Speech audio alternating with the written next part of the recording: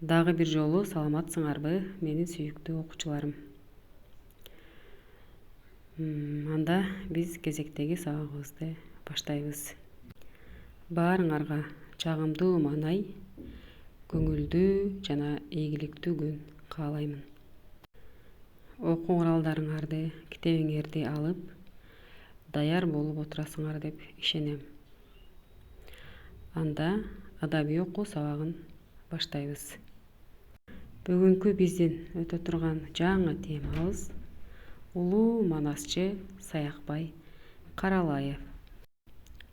Бүгүнкү сабакта улуу манасчы Саякбай Каралаев жөнүндө маалымат аласыңар, манасчынын өмүр жолу менен таанышасыңар, патриот, эр жүрөк, тайманбас болууга тарбияланасыңар. Китебибиздин 91 бетин ачып, 6 бөлүм элибиздин улуу инсандары деген бөлүмдү ачабыз. Мында Манас эпосунан 1,5 миллион сап жатка билген Саякбай манасчы кандай керемет адам болду экен, окуп билгиңер келеби деген суроо берилген. Анда Саякбай Каралаев жөнүндө билгиңер келеби?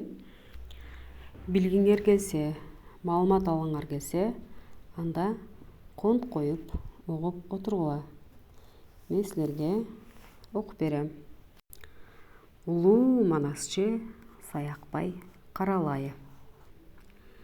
Кыргыздын улуу манасчысы Саякбай Каралаев жөнүндө кыргыз эл жазуучусу, эл баатыры Чыңгыз Айтматов мындайча эскергени бар.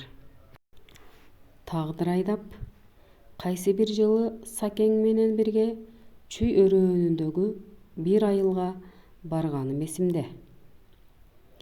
Каралаев келиптир деген кабар туш-тушка желдей тарап кетти.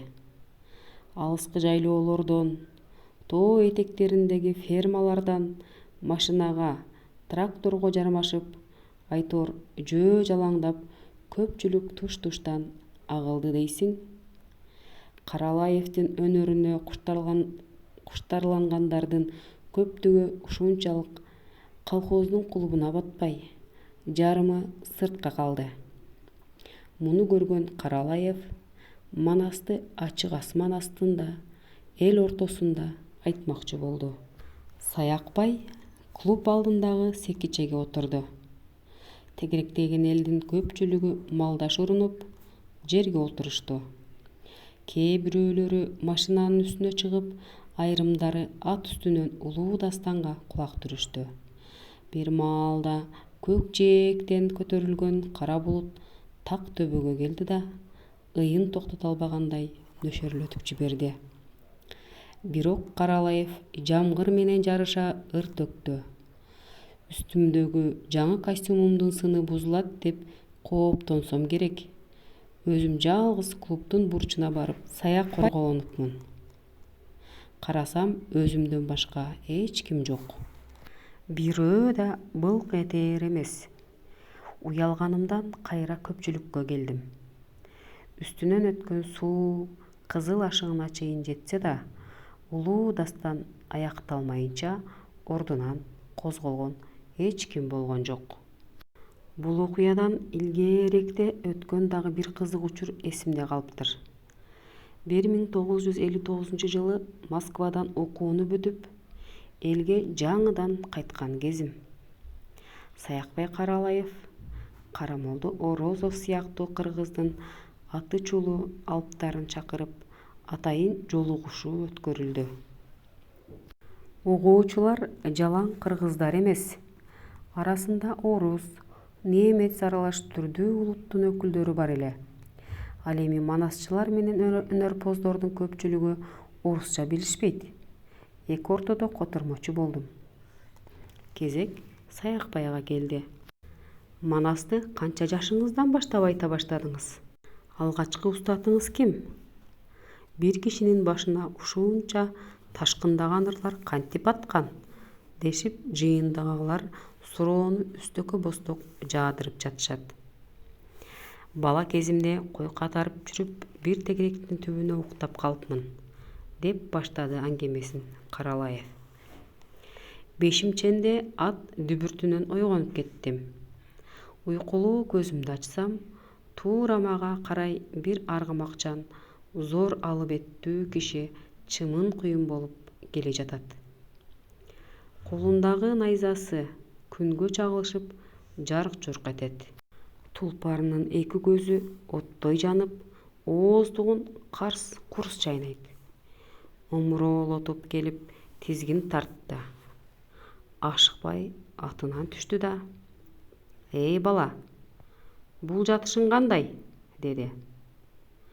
«Уктап калыпмын. Сенин оозуңа зор бакыт куюлат. Мындан ары сен манас айтасың. Кана, ач оозуңду». Оозумду ачсам, алиги адам заарын бүркүп жиберген. Ак маржандай куюлган көбүктүн оозумда буркураганы ушунчалык тумчугуп кала жаздадым. Бу дегиче аттуу киши көздөн кайын болду. Мага жолуккан адам Арбак, балким Кыдыр чыгар.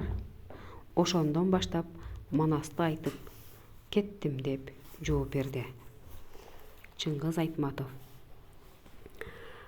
Балдар, силерге жактыбы? Жаккан болсо, анда биз тексттеги катышкан жаңы сөздөр менен таанышабыз. Жаңы сөздөр бешимченде. Бул түш оогон мезгил дегенди билдирет экен. Ак маржандай, баалуу, кооз таштардын түрү. Арбак — бул көз өткөн адамдын жаны, элеси. Кыдыр — бул касиеттүү, колдоочу. Атычулуу деген бул аты белгилүү дегенди түшүндүрөт. Ушул жаңы сөздөрдүн бардыгын дептерибизге жазып, маанисин кошо жазып алабыз. Жазып бүткөн соң мен Чыңгыз Айтматовдун эскерүүсүндөгү видеону жөнөтөм. Аны көрүп бүткөндөн кийин анан үйгө тапшырма берем. Саламатта болгула.